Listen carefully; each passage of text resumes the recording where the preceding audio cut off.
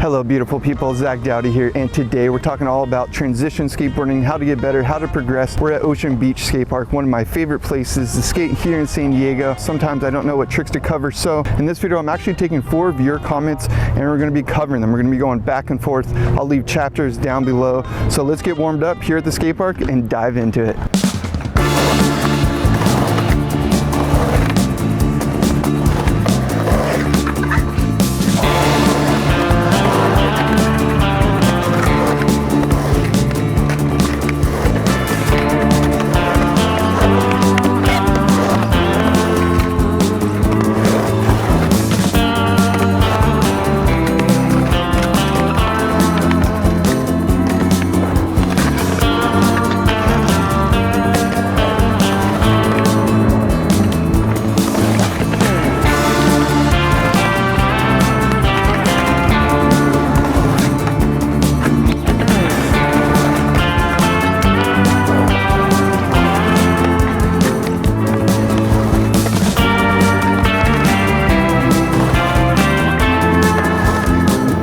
Nice and warmed up, let's jump into some of the questions. And what we'll do for this video, I'm going to start with some of the easier questions, some of the easier tricks, and then as the video goes on I'll get into some of the harder questions and harder tricks. So first question is from Ann DeVito, and they said, hey, I've been searching everywhere for a tutorial on how to pop out of a bowl and catch your board, just land on your feet after a sesh.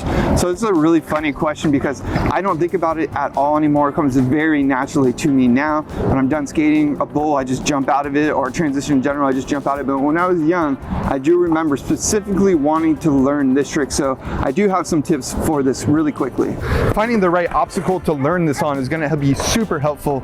You almost want it to be kind of steep, like super small steep transition is going to be ideal.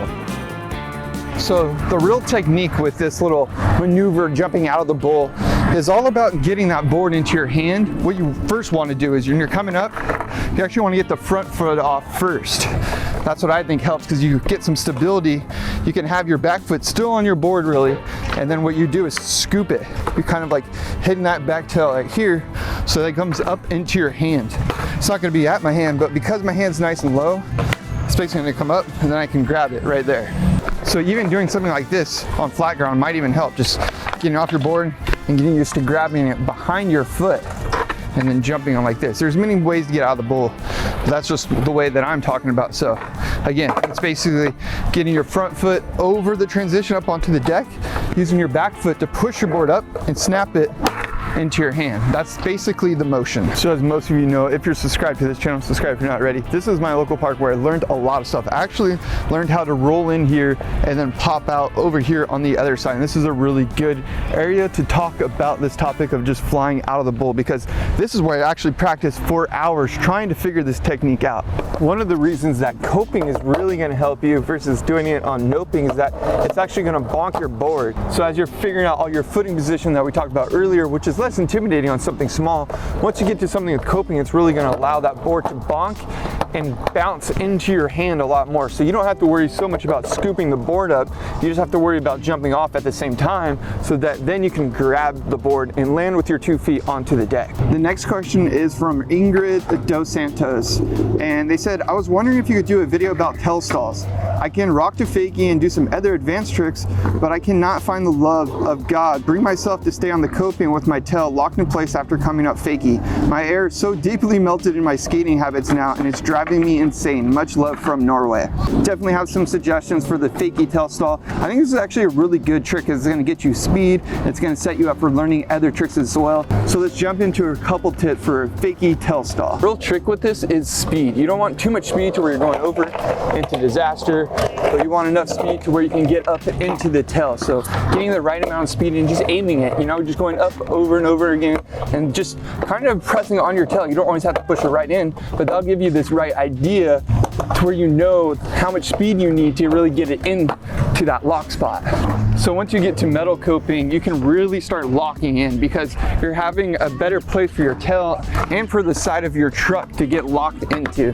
When you're doing it on noping, which is just concrete, it's a lot harder to really lock into there and get that back tail. So once you have that confidence from doing it on the normal noping, going up, getting enough speed and just capping your tail in there, eventually trying it on this kind of coping is gonna help. You can almost put your tail into the coping and then gradually go up. So you don't need to just lock straight into it, which can be very intimidating and scary. You can almost slowly go up and fill it just a little bit. You don't want to do it too early. If you do it too early, you'll just get rejected.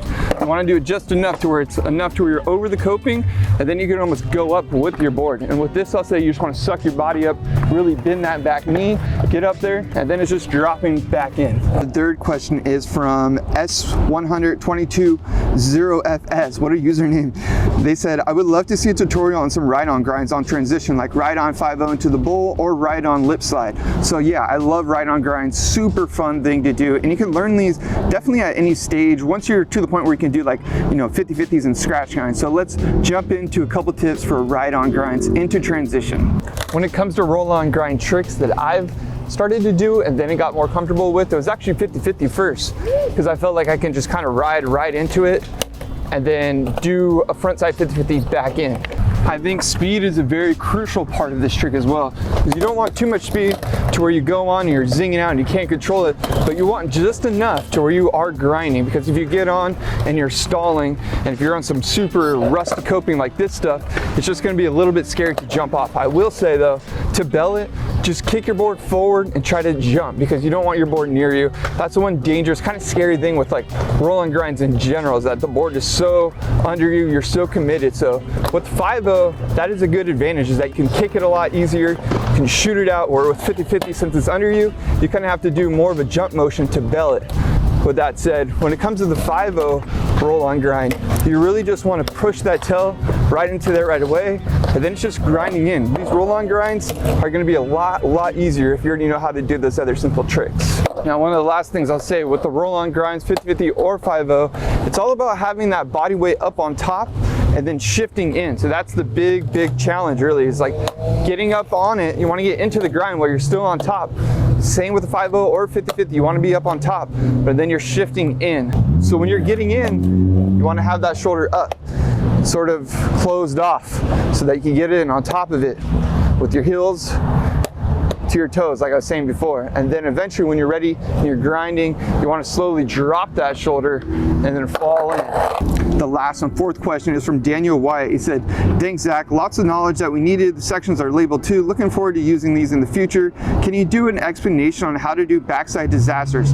Hope you have a good Thanksgiving. Well, thank you, I appreciate that, Daniel. Yeah, let's jump into some tips for backside disaster. I think backside disasters are definitely like almost a good beginner trick to learn. You don't need to know how to do too much, just a fakie rock and basically a backside power slide. So let's jump into some tips for backside disaster. I think when it comes to learning new tricks on transition in general, a good rule of thumb is try to find some smaller transition that's really mellow with noping, which is just concrete at the top, for learning your tricks, because it's going to give you a lot of confidence. And skateboarding in general is all about confidence and building up that repetition to figuring things out. So with that said, this is a really good obstacle for learning backside disasters, because there is no coping. The only thing that you really need to know how to do before trying backside disasters are just backside kick turns and backside power slides on flat. And actually, backside power slides on flat are pretty much the exact motion as a backside disaster in the beginning. Eventually you can ollie into it. We'll get into that in a little bit, but that's really the first thing you want to learn how to do, is just basically get to that top and learn how to power slide into the backside disaster. So basically, once you have that kind of power slide motion into the board down, eventually it's all about getting in, which can be the intimidating part. With this, I will say the higher that you are up towards the front of your truck, it's actually a lot easier to come in because you're closer to your front wheels. And when you get contact with those front wheels, you can press on that nose so that you get that back truck over the coping and over it. Now it is longer, you're kind of doing like a quick little nose manual to get out of that backside disaster. However, if you try to backside disaster like this and you land in here, you see immediately you have very little time to get that front wheel down before your back truck's already hitting. So you're probably gonna hit, maybe you'll land it, maybe you'll hang up. So big suggestion is trying to land higher up so you can get those wheels down nice and early. Once you get those wheels down, a little bit of a nose manual out of it. The other thing I'll say when it comes to doing backside disasters on bigger transitions, sometimes you almost want to do an alley-oop. Like instead of going the normal way into it like we talked about before, you actually kind of want to go up like you're almost going to do a front side disaster and scoop it around. Same motion, but that's going to allow you to almost cross lock it. But that cross lock is just going to give you more confidence for going back in. Appreciate all you beautiful people that made it this far. Subscribe if you're not already. Make sure you leave me a comment down below with what tricks you want to see. Ask me all sorts of questions. I'm going to be making more videos like these where we just go back and forth. So see you guys in the next one. Mash.